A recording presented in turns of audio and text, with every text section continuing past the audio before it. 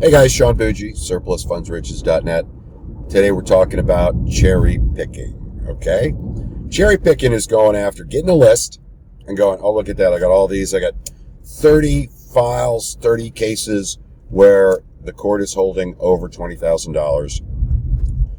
3 of them are $75,000 or higher. I'm just going to work those 3. Well, let me tell you the problem with that. By the way, our average surplus, the minimum we take is 20 grand, just because the average is jacked up so high these days. And because attorney costs can eat a portion. You don't want them to be above a certain margin, right? If you go after 10 grand and an attorney cost is 2,000, that's 20%.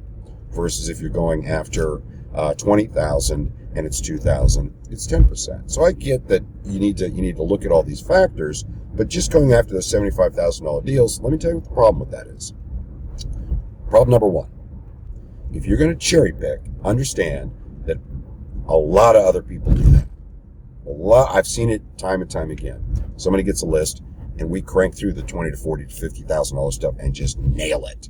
But you get up into the 75 and there's a little more competition because a lot of other people are cherry picking, right? Work all of it, guys. Don't be silly. I've told everybody this before. It's an old taxi cab saying. You make your money on the meter drop. When that meter drops, you're starting to make money. You don't care if it's a drive across town where you're going to make $5, or if it's the big hit from the airport to this guy's suburbs where you're going to make $30 or $100, whatever it is. It doesn't matter. The guy that's sitting there waiting on that $100, oh my God, please somebody come to the airport where I've got to take him 3 hours home, 2 hours home, whatever. Versus the guy that's just doing those runs nonstop, whatever he can pick up, is usually coming out ahead. Okay? That's what you've seen, that Moneyball. You've seen that, right?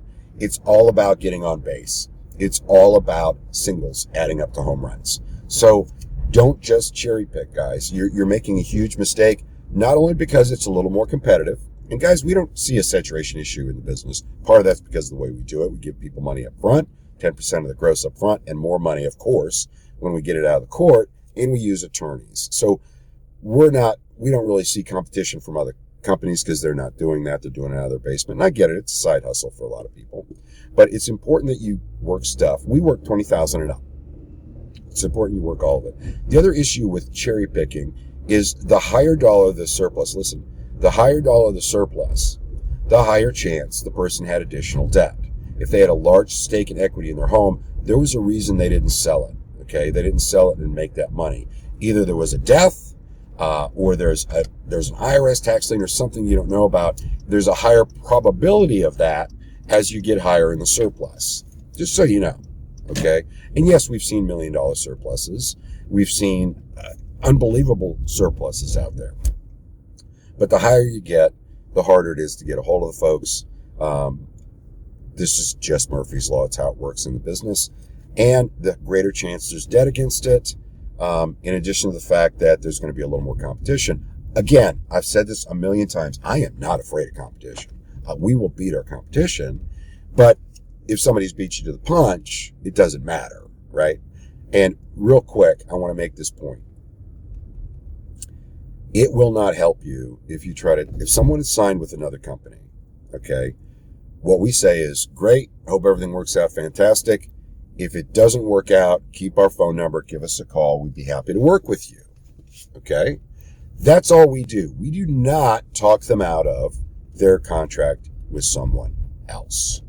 If you start doing that, first of all, you look slimy. They're not going to respect you for it.